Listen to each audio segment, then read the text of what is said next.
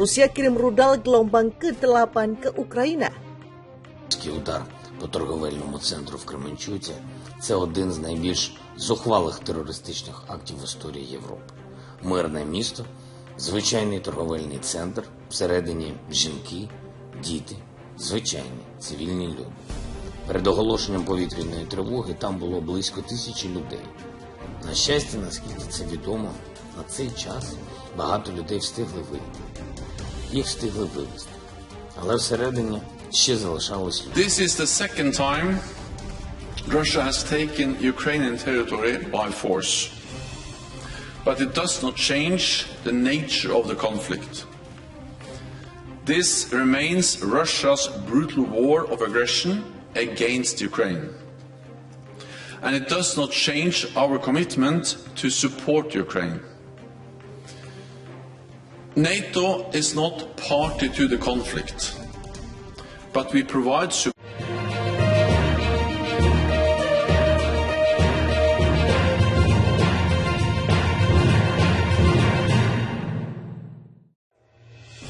Rusia kembali menembakkan rudal ke Ukraina. Gangguan listrik kembali dilaporkan di Ukraina, terutama bagian timur. Dilaporkan BBC Selasa 6 Desember 2022, pihak Ukraina berkata ada 4 orang tewas dalam serangan terbaru ini. Serangan ini merupakan gelombang ke-8 dalam 8 pekan terakhir. Rusia berkata berhasil mengenai semua targetnya yang berjumlah 17 dalam serangan ini, namun Ukraina mengaku telah menangkal 60 dari 70 rudal yang ditembakkan Rusia. Presiden Ukraina Volodymyr Zelensky berkata, serangan Rusia turut mengenai persediaan listrik di Moldova. Aksi Rusia tersebut disebutnya sebagai serangan teroris. Ini sekali lagi membuktikan kemampuan Rusia untuk melaksanakan serangan-serangan teroris yang masif adalah ancaman yang tak hanya kepada Ukraina, tetapi ke seluruh kawasan, ujar Presiden Volodymyr Zelensky pada Senin malam. Sebelumnya serangan-serangan Rusia mengenai grid energi Ukraina. Jutaan orang pun kehilangan listrik dan penghangat, padahal musim dingin sedang tiba. Namun serangan pekan ini tak separah yang sebelumnya. Peringatan terhadap serangan Rusia ini telah beredar selama beberapa hari. Serangan terjadi beberapa jam setelah ada ledakan di 2 pangkalan udara di Rusia. Pemerintah Rusia menyalakan drones Ukraina. Menteri Pertahanan Rusia berkata ada 3 prajurit tewas dan 2 pesawat rusak ringan akibat ledakan tersebut. Pihak Ukraina belum berkomentar mengenai hal ini. BBC mencatat serangan skala besar kepada power grid di Ukraina terjadi sejak 10 Oktober. Sejak itu sekitar setengah infrastruktur energi Ukraina telah rusak dan berdampak ke jutaan warga Ukraina. Kanselir Jerman Olaf Scholz bakal terus berunding dengan Putin hingga Rusia mundur dari Ukraina. Kanselir Jerman Olaf Scholz mengatakan pada Minggu 4 Desember 2022, merupakan sebuah kesalahan besar untuk berhenti berbicara sama sekali dengan Presiden Rusia Vladimir Putin. Senin 5 Desember, Scholz menyampaikan hal itu setelah dirinya dan Putin berbincang melalui sambungan telepon pada Jumat 2 Desember lalu untuk mendiskusikan invasi Rusia ke Ukraina yang masih berlanjut.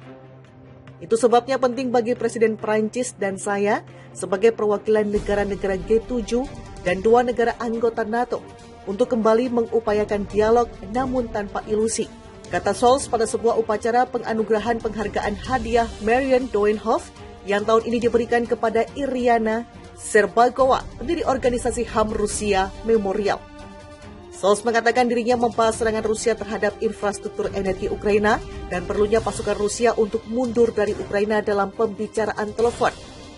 Saya akan terus melakukannya, berapa lama pun pembicaraan itu berlangsung, tambah Scholz. Dalam pidatonya sebelum penyerahan hadiah itu kepada Serbakova, Scholz memuji perjuangan perempuan itu dan bahwa hadiah itu diberikan kepadanya untuk mewakili semua warga Rusia yang dapat membayangkan masa depan Rusia yang berbeda, lebih baik dan lebih cerah. Memorial juga menerima hadiah Nobel Perdamaian tahun ini bersama dengan pegiat hak asasi manusia asal Belarusia, Ales Bialyatsky, dan organisasi HAM Ukraina Center for Civil Liberties.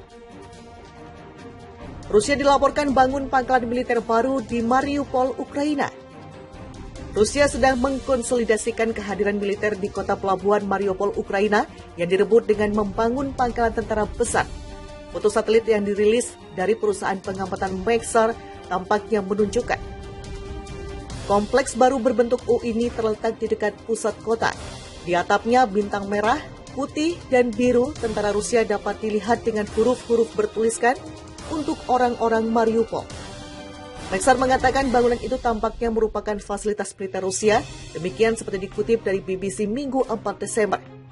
Namun BBC tidak dapat memverifikasi ini atau mengkonfirmasi untuk apa gedung baru itu digunakan. Pasukan Moskow mengepung kota selama hampir 3 bulan awal tahun ini dan rentetan artileri yang konstan meninggalkan sebagian besar reruntuhan. Para pejabat Ukraina memperkirakan bulan lalu bahwa sekitar 25.000 warga sipil tewas dalam serangan itu. Sementara PBB mengatakan telah mengkonfirmasi kematian 1.348 warga sipil, tetapi mengatakan jumlah korban tewas sebenarnya kemungkinan ribuan lebih tinggi. Joe Biden siap duduk dengan Vladimir Putin. Presiden Amerika Serikat Joe Biden berkata siap duduk bersama Presiden Rusia Vladimir Putin. Niat Presiden Biden dapat membuka potensi perdamaian antara Rusia dan Ukraina yang berperang sejak Februari 2022. Saya siap berbicara dengan Mr. Putin jika faktanya ada ketertarikan dari dirinya bila ia mencari cara untuk mengakhiri perang ini, ujar Presiden AS Joe Biden dikutip Sabtu 3 Desember. Ucapan itu diberikan Presiden Biden saat melaksanakan konferensi pers bersama Presiden Prancis Emmanuel Macron yang berkunjung ke Gedung Putih. Presiden Joe Biden berkata akan berkonsultasi dengan sekutu AS terkait perbincangan dengan Presiden Vladimir Putin. Saya akan senang untuk duduk dengan Putin untuk mengetahui apa yang ia pikirkan, lanjut Presiden Biden. Meski demikian, Presiden Prancis Emmanuel Macron menegaskan tidak akan mengabaikan Ukraina dalam pembicaraan damai ini. Presiden Macron menyebut tidak mau apabila Ukraina harus dipaksa untuk menyetujui syarat yang tak mereka inginkan. Kami tidak akan pernah membuat Ukraina membuat kompromi yang tidak bisa diterima oleh mereka, ujar Presiden Macron. Selama berbulan-bulan ini, Ukraina masih terus menolak berkompromi dengan Rusia. Ukraina menuntut agar Rusia angkat kaki dari semua wilayah Ukraina jika ingin bernegosiasi. Konflik pun semakin rumit setelah Rusia menganeksasi sejumlah wilayah Ukraina. 4 wilayah tersebut adalah Donetsk, Kherson, Luhansk, dan Zaporizhia. Ukraina berhasil memukul mundur Rusia dari Kherson dan berambisi merebut daerah-daerah lain. Rusia kirim rudal gelombang ke-8 ke Ukraina. Rusia kembali menembakkan rudal ke Ukraina. Gangguan listrik kembali dilaporkan di Ukraina, terutama bagian timur. Dilaporkan BBC Selasa 6 Desember 2022, pihak Ukraina berkata ada 4 orang tewas dalam serangan terbaru ini.